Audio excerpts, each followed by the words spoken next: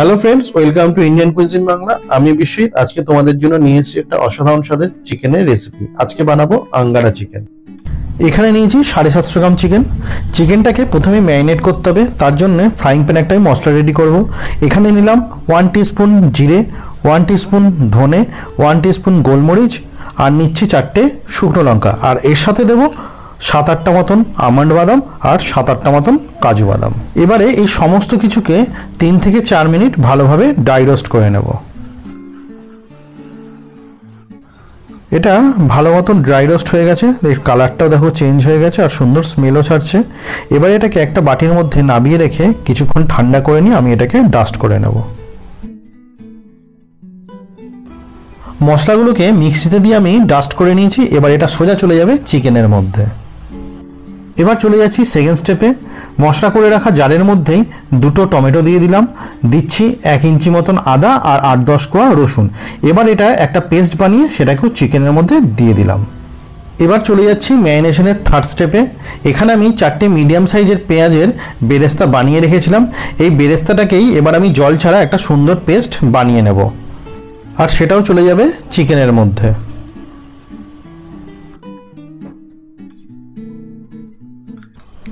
এরপর এই চিকেনের মধ্যেই আমি 200 গ্রাম ফেটিয়ে রাখা টক দইটা অ্যাড করে দিলাম। অ্যাড করে দিচ্ছি 1 টিস্পুন হলুদ গুঁড়ো আর 1.5 টেবিল স্পুন কাশ্মীরি লঙ্কা গুঁড়ো।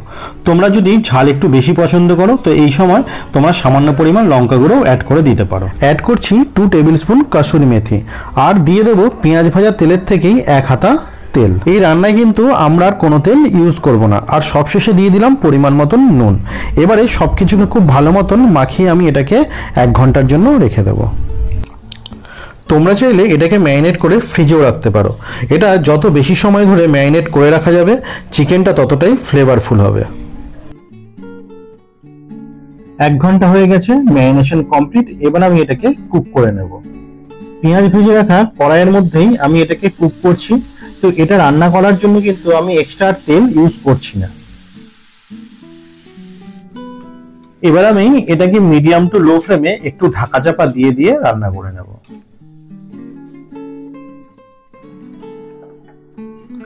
5 মিনিট পর ঢাকাটা খুলে একটু নেড়ে দিচ্ছি।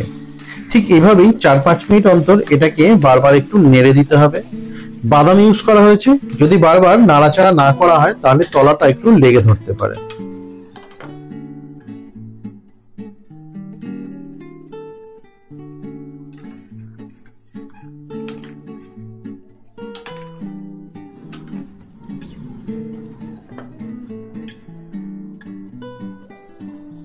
চিকেনটা অলমোস্ট হয়ে এসেছে।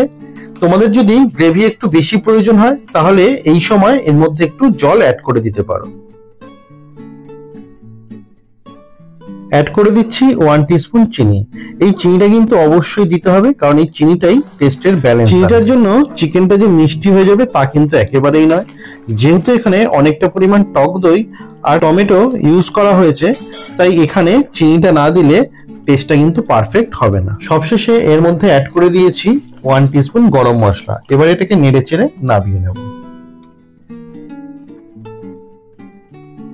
স্মোকি ফ্লেভার আনার জন্য এক টুকরো কাঠকয়লাকে আমি ভালো মতন পুড়িয়ে নিয়ে একটা ছোট্ট বাটি কড়াইয়ের মধ্যে বসিয়ে তার মধ্যে কাঠকয়লাটাকে দিয়ে দিলাম, আর তার মধ্যে দিয়ে দিচ্ছি অল্প পরিমাণ ঘি। এবার আমি এটাকে চাপা দিয়ে 2 মিনিট রেখে দেবো।